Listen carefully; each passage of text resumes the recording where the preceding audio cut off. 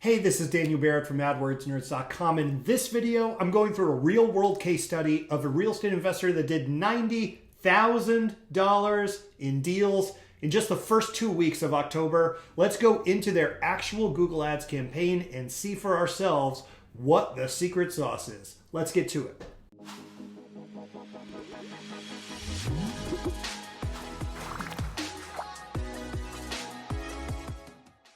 All right, let's start off with some of the results of the campaign that we're talking about. Now, here's a big one. There's $90,000 in deals closed in October. By the way, as I'm recording this, we're like halfway through October, so that is pretty good even for us.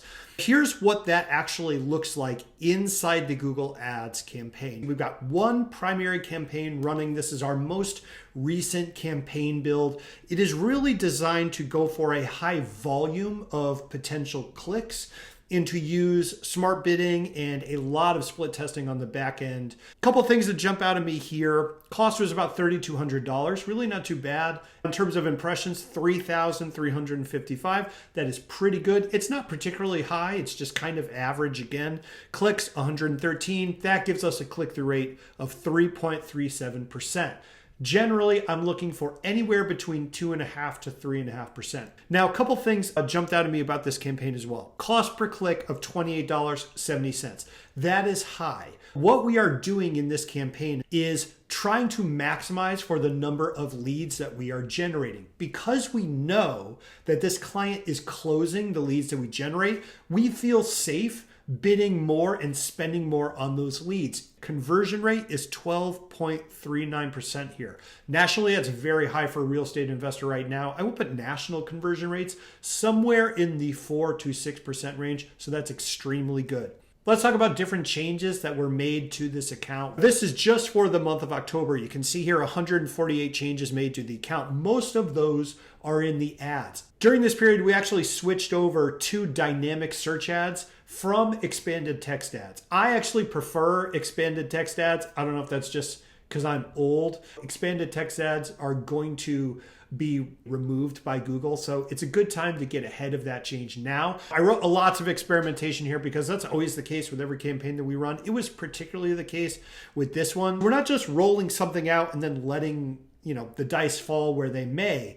We are testing many different approaches. And in fact, our winning campaign build here was the process of multiple steps of experimentation across multiple clients. Now, in terms of landing page, everybody wants to know what landing page was best. Actually, the basic one was the best. We tested a whole bunch of different ones. This is a very straightforward investor carrot site.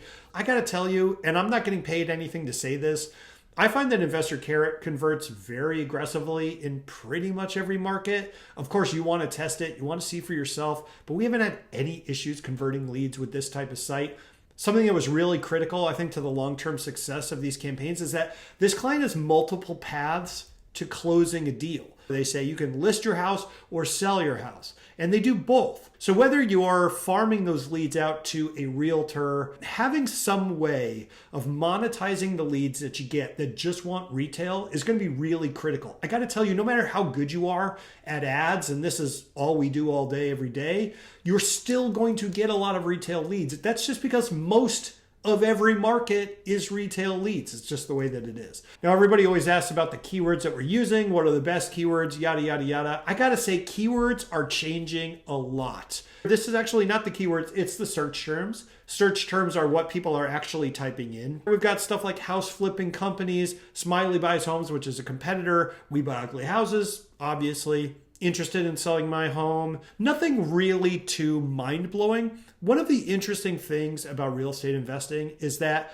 most of the traffic tends to be spread around these long-tail keywords in a very low volume kind of way.